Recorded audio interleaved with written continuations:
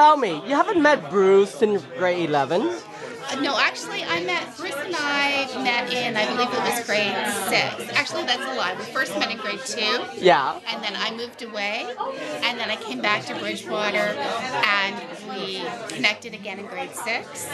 We were best friends for grade 6 through to grade 11. He moved away in grade 11, right after grade 11, and I moved to university and went away. And we really didn't see each other. And then last year, I was looking on Facebook and I found him.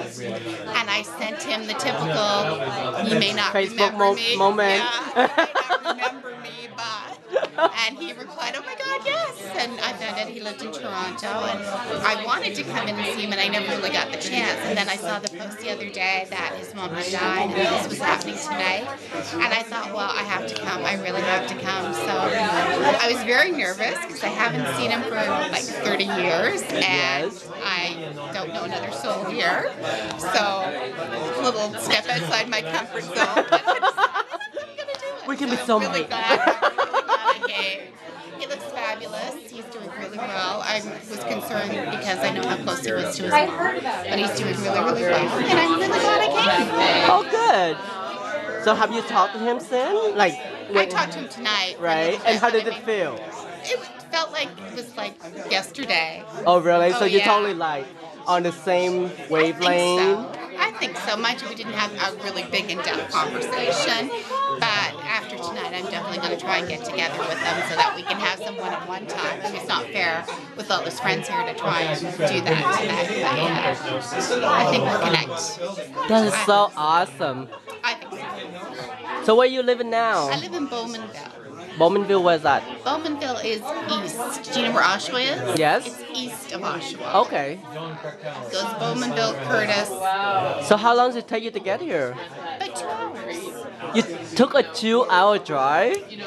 Just Wow. to see my buddy Bruce. Oh my God, that is so awesome. Well, my sister-in-law lives at Coxsworth. Coxwell? Coxwell Just in up the Vancouver. street? So I stopped in to see her and get some little, you know, emotional support that I could come here and walk into a room of total strangers and hope that he'd remember me, which he did, which was really cool. Because when I walked in, he was sitting on the couch, and I was just kind of standing there, and he looked and went. So he recognized me, which is really cool. Because I guess I look somewhat like I looked 30 years ago. I'm glad I did it. I was really concerned. But So you would worry that he wouldn't recognize you? I was worried that he wouldn't recognize me. That would have just been mortifying to walk into a room of total strangers and have the one person you expect to know you. So what do you think of him? Like now that, like 30-year difference. Like He looks very similar. Oh, he haven't changed much. Not really, no, his hair's a bit longer, but other than that, he looks very much the same as I remember him from high school. Yeah. He seems a bit more confident now than he did in high school, but I think that's just part of maturity that, you know, in high school we were all trying to figure out who we were, so he's much more confident than he was. I don't recall him being the type of person that could stand in front of a crowd and give a speech like he did tonight. Oh, really? So he's not very... He wasn't shy, but he wasn't... He was quiet. Yeah, that's how I remember him. Now, whether those are valid memories or not, hard to say. But I don't recall him being that way. So what if one story stick out from like your childhood memory about Bruce? Stories about Bruce that stick out. Uh-huh. Wow.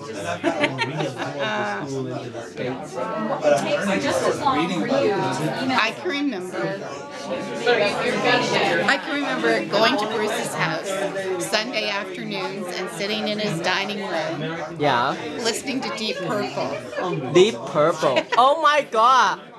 Uh-huh, uh-huh. Smoke on the water. It's listen to Deep Purple. Yeah.